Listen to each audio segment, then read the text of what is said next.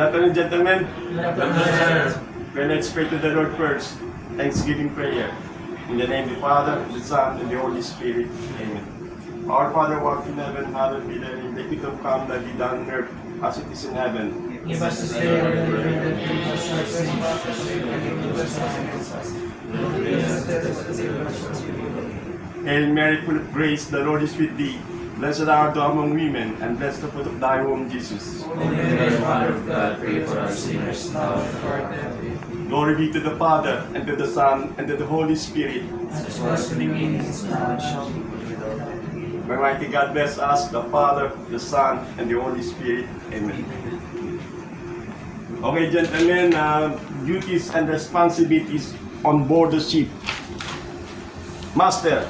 A master has the highest professional qualification for a ship's captain, allowing them to have command of commercial vessel of any size and type. As a master, my responsibility was navigation, crew management, cargo operation, also ensuring compliance with maritime laws and regulations. Okay, next, Chief Officer.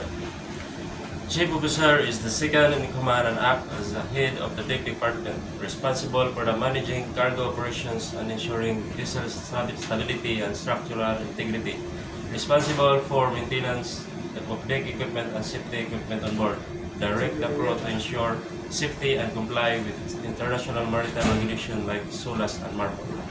Okay, next, Second Officer. The second officer.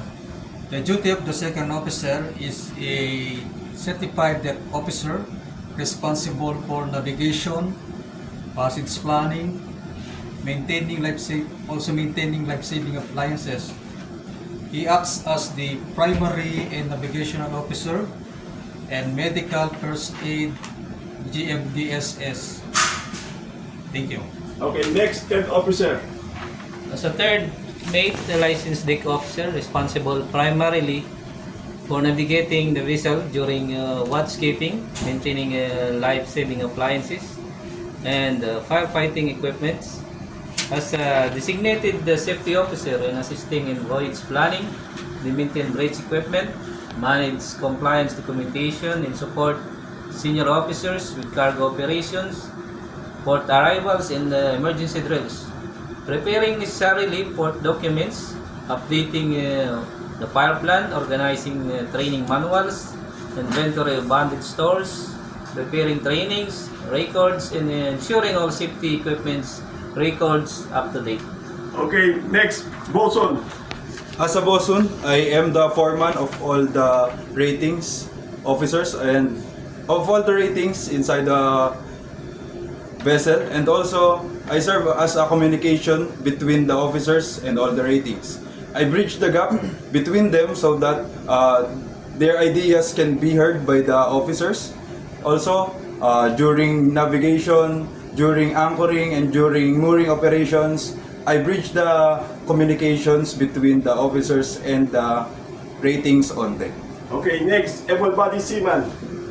As an able seaman, I am responsible for standing watch as a lookout or helmsman, steering the ship, and assisting the navigation. We handle mooring and anchoring operation, maintain the deck through cleaning, painting, and minor repairs, and operate deck equipment. We also assist in cargo operations and strictly follow safety procedures, including performing assigned duties during emergencies. Okay, next, ordinary seaman.